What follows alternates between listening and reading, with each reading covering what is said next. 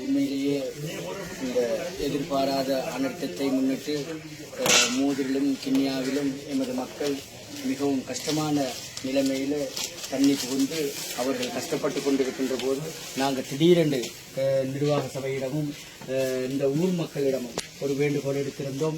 உங்களால் இயங்கிய உதவிகளை எங்களுக்கு தந்துதவுங்கள்.